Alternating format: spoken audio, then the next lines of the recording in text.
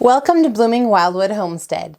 Today we are going to talk about 5 smart ways to spend your stimulus check on the homestead. You might be wondering what a stimulus check has to do with the homestead. And as we're looking at Congress going ahead and passing that $1,400 stimulus check, I thought this would be a great time for us to talk about some of those items that you can invest in that are really going to pay off in the long term as far as your homestead is concerned. Sometimes we have items that we need to purchase or things that we need to do around the homestead, but we don't always have the funds to be able to do it. So today we're going to talk about 5 smart ways to spend, or as I like to think about it, invest your stimulus check on the homestead. I'm running under the assumption that you have already gotten all of your bills current and that you don't need to spend your money on one of those types of things. So we're assuming that this money is going to be extra and something that you want to go ahead and invest in. Now, obviously, I'm not a financial advisor. I'm just giving you some ideas on things that I would consider investing in if I had $1,400 stimulus check to work with. The first area would be gardening. If you have not already set up your gardening, you want to go ahead and spend some of that stimulus money on the garden. If you have soil already tilled up, but you notice that maybe it's really heavy on the clay, or you just need a little bit of soil enhancement, you might consider checking in with your local landscaping place so you can see if you might be able to purchase some garden soil. I know our local area places have a garden soil mix where it has part mushroom compost and part topsoil, which is great for raised beds, or if you are going to just go ahead and do your garden regular, you might want to add some compost or something like that to go ahead and amend the soil and prepare it for planting. If you are going to create raised beds, this might be a great time to go ahead and get those raised beds built. So purchasing the materials that you need to go ahead and get those raised beds put together. If you already have that taken care of, you might want to invest some of your stimulus check on seeds, particularly heirloom seeds. If you are planning to save seeds down the road, you want to get heirloom seed so that you'll have the opportunity to be able to do that. And along with that, you want to go ahead and get what you need to do some seed starting. I recommend the soil blocking, or if you need trays to go ahead and start your seeds in, or a grow light. That's a little bit higher priced item that sometimes we don't have the funds for. So if you are following some of the trends lately, a lot of people have been talking about the sprouting seeds. You can get little kits, or the seeds are fairly inexpensive. They come up quickly. You can add sprouts to your salad, you could add it to your sandwiches, and it's just a great way to get some of that extra nutritional benefit for a fairly small amount of work. That might be something to check into. Also, along with gardening, I definitely would recommend looking at some tools that you could invest in. You don't have to go out and buy every fancy thing there is, but there are a few tools that can really be beneficial in getting going. One of the things that I've recently discovered is a garden cart.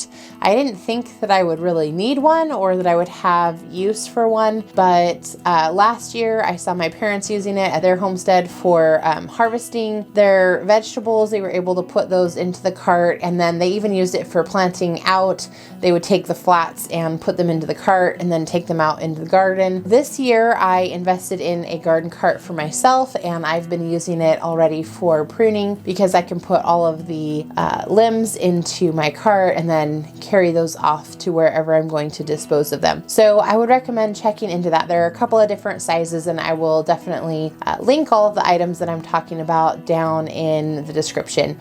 There might be some Amazon links, which are affiliate links, but then if I can't find it on Amazon, I might link to another area or just list the items so you could go and check your local farm store and see if they might have that available for you to purchase. Along with tools, I would recommend looking into some good quality hand tools. Again, I underestimated the value of having good quality hand tools. It just makes everything so much easier, and if you don't have to worry about them bending or breaking when you're trying to work with them, it just is so much easier to try and deal with. So I would definitely recommend checking into some hand tools. Moving away from the garden and into the orchard, the second thing that I would recommend is some fruit trees. So for me, I got a few bare root fruit trees quite a few years ago, and they were only, I think, around $20, maybe $25 maximum. And they have definitely produced more than their cost in produce. So I've gotten lots of apples off of these trees, and they've just been really productive. And if you're just starting out, fruit trees would be a great investment for you as well. I've checked the local stores around here, and bare root trees are pretty expensive these days. They're running more like $40 to $50 a tree. However, again, this is a long-term investment. You're not going to see results from this in your first couple of years, but after time and as things get established, you really are going to reap the rewards, and it will be worth the investment.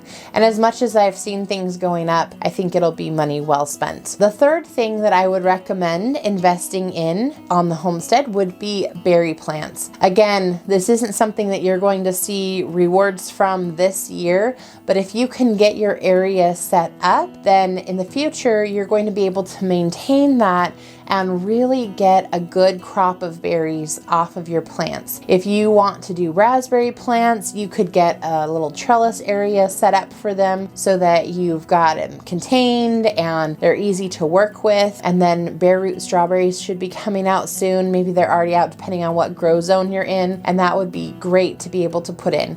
The other thing is blueberries. Even if you have just a couple of plants that you can get started with, you can always propagate more plants as time goes on. So again, another great investment that's going to last you for many, many years if you take care of them and nurture them along. The fourth thing, I think we're on number 4. Yep. The fourth thing is chickens.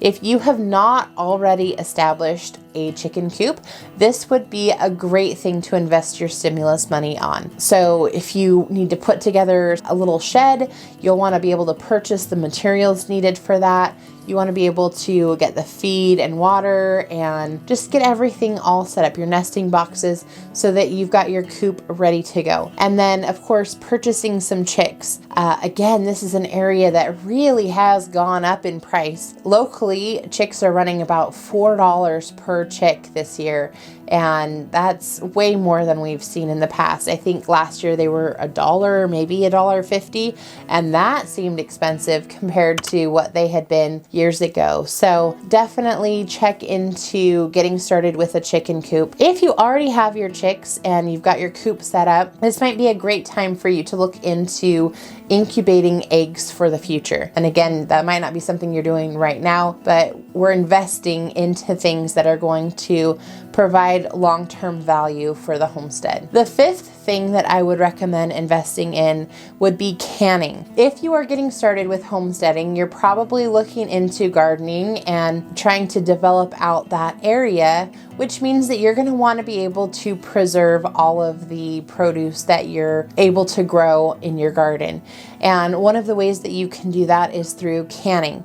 If you have not gotten started with canning before, you are going to notice kind of an initial investment and an initial cost, and it might make you wonder if it's even worth it. But I promise you that over the long term, it will be worth it. But again, this is an investment. So what you're purchasing right now, you want to get good quality items that are going to last you for a long time. And now's the time to do it. I know we don't normally start canning until August. Sometimes you might have some things in June or July, but a lot of times we're into the summer before canning really takes place. And so if you wait until then, it's going to be too late. Last year, a lot more people were getting involved in canning, and so by the time we got to the summer months, you couldn't find any of the canning supplies available. And even this year, I've noticed that they're a little bit hard to come by. So I would definitely recommend taking a look now and seeing if you can get started purchasing some of those canning items. A hot water bath, a pressure canner. You might say, oh, I could never pressure can, but I promise you, if you've used an Instant Pot, you've already gotten used to dealing with a little bit of pressure. And so I think that you'll be able to do the pressure canning. You just have to be careful and, read the instruction manuals, things like that, but you could definitely do it. So you'll want to get your canners. You might need to invest in some jars. You might need to invest in a heavy duty stock pot so that you're able to cook the items down. Colanders, things of that nature that are going to help get you started. And I will link to those items again down below. I do recommend that you check around and just look at pricing. So I'll link to what I can find at Amazon, but you might have a local farm store or a local store that you can go ahead and purchase from. These are just some ideas, but I hope that they're helpful in thinking through some of the ways that you could spend your stimulus check. And I hope that it will help you to invest it on the homestead in a manner that's going to be beneficial to you later down the road. If you found today's video helpful, please click subscribe and that like button as well. And then comment down below what's something that you're planning to purchase with your stimulus money. And maybe we can get a little bit of a discussion going and have some other ideas of things that would be great investments for the homestead. I can't wait to see you in the next one. Bye, guys.